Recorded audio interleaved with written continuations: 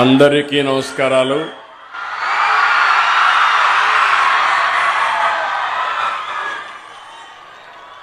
గౌరవనీయులు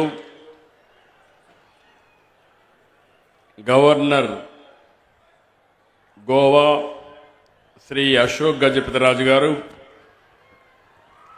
కేంద్ర మంత్రివర్యులు గౌరవనీయులు పెంబసాని చంద్రశేఖర్ గారు,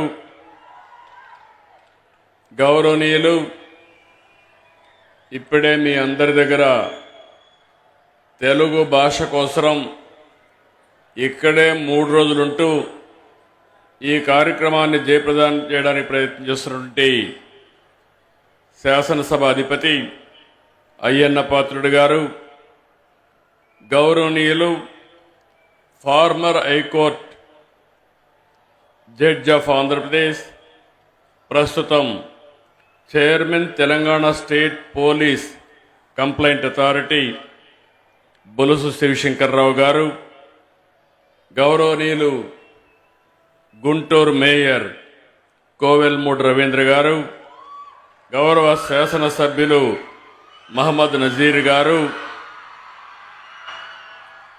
ఈరోజు మీ అందరినీ చూస్తే ఇంత ఉత్సాహానికి కారకులైనటువంటి గజల్ శ్రీనివాస్ గారు, ప్రత్యేకంగా ఆయన అభినందిస్తున్నా. ఆయన ఒక ప్రెసిడెంట్గా ఈ ఆర్గనైజేషన్ బ్రహ్మాండంగా తీర్చిదిద్దారు. వారికి అదే మాదిరిగా ఆనరబుల్ సెక్రటరీ ఆంధ్ర మహాసభకి రెడ్డప్ప ద్రవిడ గారికి, అదే మాదిరిగా ఆనరబుల్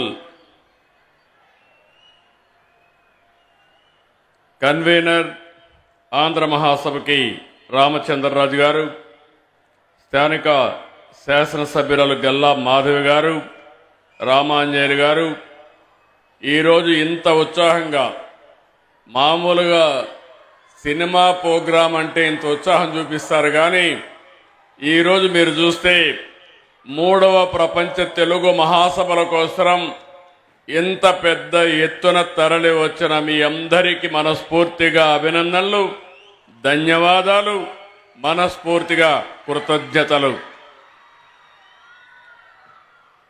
సంక్రాంతి కంటే ముందు వచ్చిన మన అమ్మ భాష పండుగ ఇది.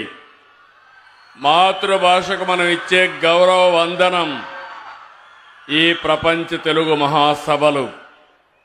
ఈ మహత్తర కార్యక్రమాన్ని తలపెట్టిన ఆంధ్ర సారస్వత పరిషత్తుకు అభినందనలు. తెలుగువారి ఆత్మగౌరవాన్ని చాటి చెప్పిన శ్రీ ఎన్టీఆర్ గారి పేరున ఈ వేదికకు పేరు పెట్టినందుకు కృతజ్ఞతలు.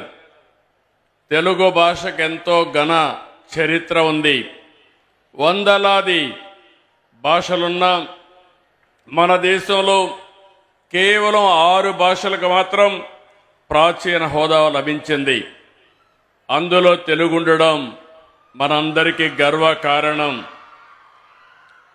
హిందీ, బెంగాలీ, మరాఠీ తర్వాత దేశంలో ఎక్కువ మాట్లాడే భాష తెలుగు భాష.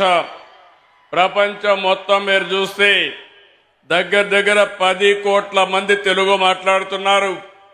ఈరోజు ఈ మీటింగ్కి 40 దేశాల నుంచి ప్రతినిధులు వచ్చారంటే వారందరికీ స్వాగతం పలుకుతున్నా. ఆంధ్రప్రదేశ్ రాష్ట్ర ప్రభుత్వం తరపున చెప్పి మరొక్కసారి విజ్ఞప్తి చేస్తున్నా. ఇలాంటి సభలు తెలుగు భాష పరిరక్షణకు, గొప్పతనాన్ని చాటేందుకు ఉపయోగపడతాయి. ఇందుకు మనస్ఫూర్తిగా ఆంధ్ర సారస్వత పరిషత్తుకి నా ధన్యవాదాలు. పెద్దలందరూ మాట్లాడారు, అనేక విషయాలు చెప్పారు. తెలుగు రచనలు అనగానే మనకు గుర్తొచ్చేది ఆది కవి నన్నయ్య. ఆయన రాసిన మహాభారతం, కవిత్రయం నుంచి అష్టదిగ్గజాల వరకు, గురజాడ నుంచి శ్రీ దాశరథి వరకు ఎందరో మహానుభావులు తెలుగు భాషకు పనిచేశారు. తెలుగు వైభవాన్ని చాటారు. పోతన భాగవతం, శ్రీనాథుడి భీమఖండం, వేమన సుమతి భాస్కర పద్యాలు మర్చిపోలేం. ఇప్పుడే పెంబసాని చంద్రశేఖర్ గారు చెప్పారు,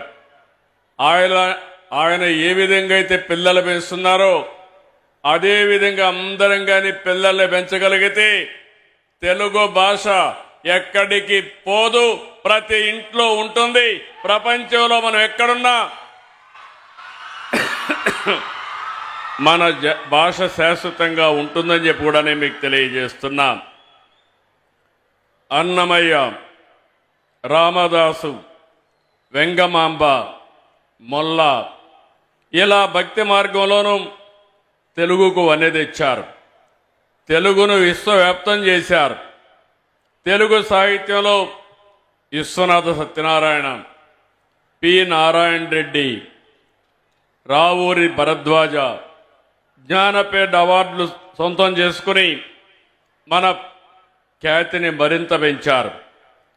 గ్రాంధిక భాషకే పరిమితమైన తెలుగు వచనాన్ని ప్రజల వ్యవహార భాషగా మార్చిన మహనీయులు గిడుగు వెంకట రామ్మూర్తి గారిని తెలుగు జాతి ఎప్పటికీ మరవలేదు. నేను తెలుగువాడని, నాది తెలుగుదేశం అని చాటి చెప్పిన ఏకైక నాయకుడు నందమూరి తారక రామారావు గారు.